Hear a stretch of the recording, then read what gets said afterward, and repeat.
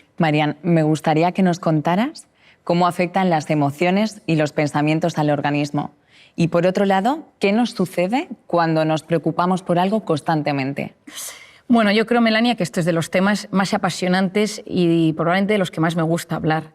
Cuando yo estudié medicina, yo vengo de una familia de psiquiatras. Mi abuelo era psiquiatra, mi padre es psiquiatra, tengo una tía psiquiatra, un primo psiquiatra y tengo mi hermana es psicóloga. Es decir, vivo rodeado de personas que trabajan y estudian el mundo de la mente y del comportamiento.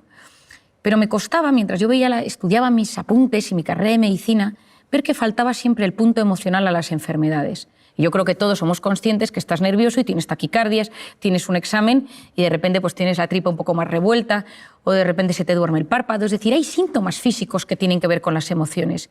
Pero ¿dónde estaba el núcleo? ¿Dónde se unía la mente y el cuerpo? Y empecé a leer, empecé a investigar, empecé a tratar muchísimos pacientes y llegué como a una conclusión fácil de explicar y didáctica para que todo el mundo, allá donde esté, en cualquier parte del mundo, lo pueda entender y aplicar a su propia vida. Imagínate, Melania, tú y yo estamos aquí y de repente empiezan aquí a sonar las alarmas y alguien grita fuego. Automáticamente tú y yo nos levantamos y nos ponemos nerviosas y empieza a latirnos el corazón. ¿Por qué?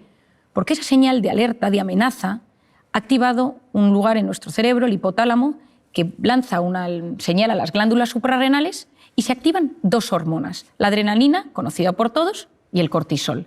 Y automáticamente, ¿qué sucede? Que mi cerebro busca mecanismos de supervivencia, que son la lucha y la huida. Y empezamos con taquicardia, corazón me late, para llevar la sangre a los tejidos y poder luchar o correr, que es lo que hace falta. Luego empieza la taquipnea, que es esa necesidad de meter más oxígeno en el cuerpo para que mis músculos y mis células tengan más oxígeno y poder luchar. La glucosa se moviliza, las grasas se empiezan a movilizar y en este momento yo ya no puedo razonar porque estoy en un momento de alerta y la corteza prefrontal, que es la que se encarga de reflexionar, de pensar, de buscar soluciones a los problemas, de repente ya no me deja pensar tan bien. Es como que me pierdo el hilo de lo que te estoy contando. El hipocampo, que es la zona de los recuerdos y donde almacenamos los datos, es hipersensible al cortisol y por lo tanto nos falla la memoria y tenemos como lagunas en lo que queremos hablar. Ese pico de cortisol va a tardar varias horas en volver a su estado original. ¿Por qué es esto tan importante, Mel? Porque ese estado de cortisol que se eleva, ese estado de cortisol va a cambiar nuestro organismo. El cortisol es una hormona cíclica.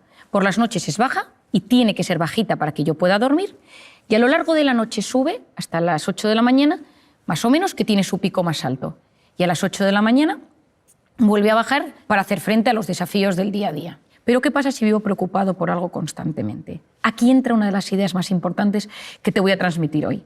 Y es que mi mente y mi cuerpo no distinguen una amenaza real de una imaginaria. Ante algo físico real que me sucede, la alarma, que me atraquen por la calle, que me llamen para decirme que mi hijo está enfermo, que me digan que mi padre está ingresado, esa activación del cerebro por algo real se produce de forma muy similar si yo estoy sentado en mi trabajo, en mi casa, y empiezo a pensar, ¿y si mi hijo está en las drogas? ¿Y si no llego a fin de mes?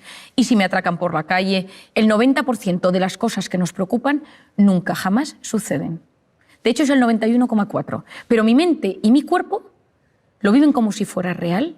Es decir, tanto lo que me sucede como lo que me preocupa tiene un impacto directo en mi mente. Y esto es clave.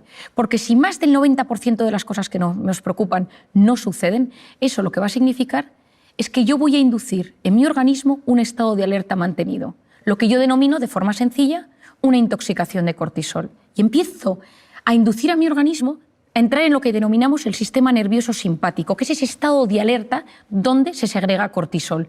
Y esa intoxicación de cortisol va a generar cambios a 3 niveles en mi organismo.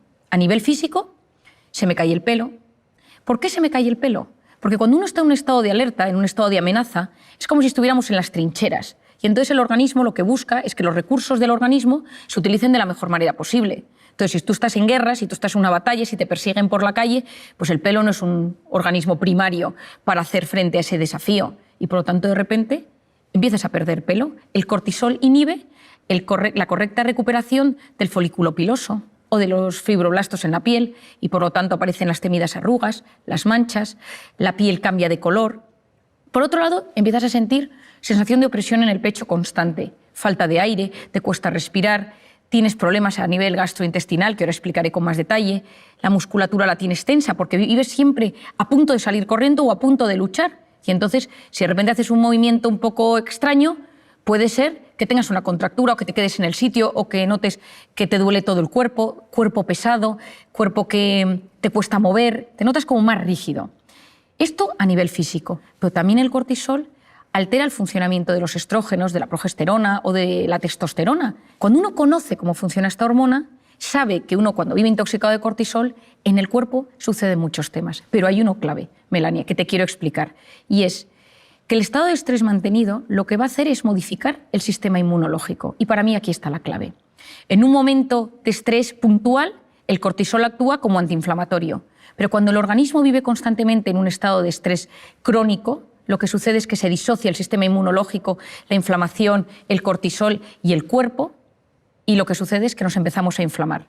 Gastritis, gastroenteritis, amigdalitis, colon irritable, dermatitis, es decir, entra una inflamación latente, ligera, leve en el organismo, que es muy peligrosa. Porque cuando entras en un estado de inflamación en el cuerpo, puede desencadenarse muchísimos problemas físicos y psicológicos. Y entro, por ejemplo, en el aparato intestinal, que yo creo que todo el mundo lo nota.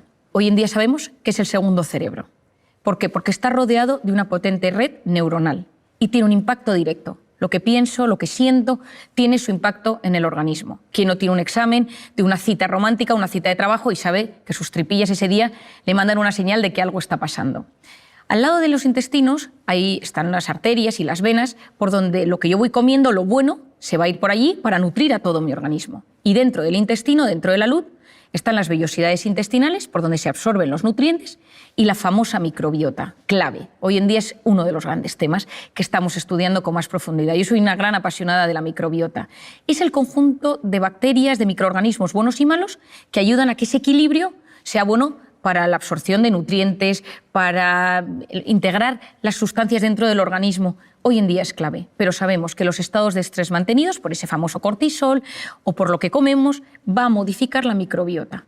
¿Y cuál es el problema de esto? Que a través de esas heridas entran cosas entre comillas, dentro de la sangre que no deberían entrar. Es decir, el filtro, la permeabilidad intestinal está dañada y entran cosas en la sangre que no deberían entrar y que son tóxicas para el organismo, y hoy en día sabemos que están en la causa de algunas enfermedades neurológicas o neurodegenerativas. Pero por otro lado, estás fermentando, estás con la microbiota alterada y eso lo que genera es gas y tienes esos hinchazones abdominales y esos gases tan molestos. Es decir, algunas veces cuando las personas me preguntan ¿cómo sé si estoy inflamado? Yo le digo, mírate las encías, porque es un gran... si uno se lava los dientes y nota la sangre, o mira si, por ejemplo, tienes la tripa hinchada, o cómo te sienta lo que comes. Y te vas a dar cuenta si ahí tienes ese estado de inflamación. A nivel psicológico, lo primero que me sucede es que estoy irritable. Saltas a la mínima. Estás en un estado de alerta y estás mucho más vulnerable y mucho más susceptible. Lo segundo que te sucede es que no duermes bien. Llegas a la noche, como tienes ese estado de alerta elevado, lo que te sucede es que te metes en la cama y empiezas a darle vueltas a las cosas y empiezas a girar en la cama y no te duermes. A veces del agotamiento consigues caer rendido en la cama, pero te levantas a las 3 o a las 4 de la mañana con una sensación de preocupación, con algo que te inquieta y no te deja dormir. Y en otras ocasiones duermes del tirón, pero te levantas con sensación de agotamiento, porque ese estado de alerta impide que llegues al sueño profundo. Y por lo tanto, aunque hayas dormido las horas que necesitas, tu cuerpo no se siente descansado del todo. Y luego, en muchas ocasiones, te puedes poner triste. Y esta es otra idea importantísima, Mel, que te quiero transmitir hoy. Muchas depresiones provienen de estados de alerta permanentes. Y aquí lo voy a puntualizar. Cuando tú tienes un momento de muchísima tensión, de muchísimo trabajo, donde has estado muy preocupado por algo, de un reto, de un desafío, tienes algo en mente, fisiológicamente, cuando eso termine, tu organismo se va a ver afectado y tu mente va a estar un poco triste, un poco apática.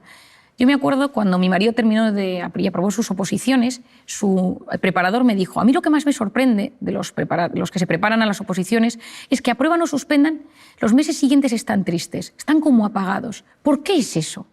Porque fisiológicamente, cuando el cerebro ha estado luchando contra algo mucho tiempo y eso termina, de repente está triste, está apagado, está apático. Es decir, cuando uno conoce, cuando uno entiende todo esto, comprender es aliviar. Y cuando uno comprende por lo que pasa su mente, uno se siente aliviado. Porque si no, lo que sucede es que uno es esclavo de síntomas físicos, psicológicos y va como perdido por la vida.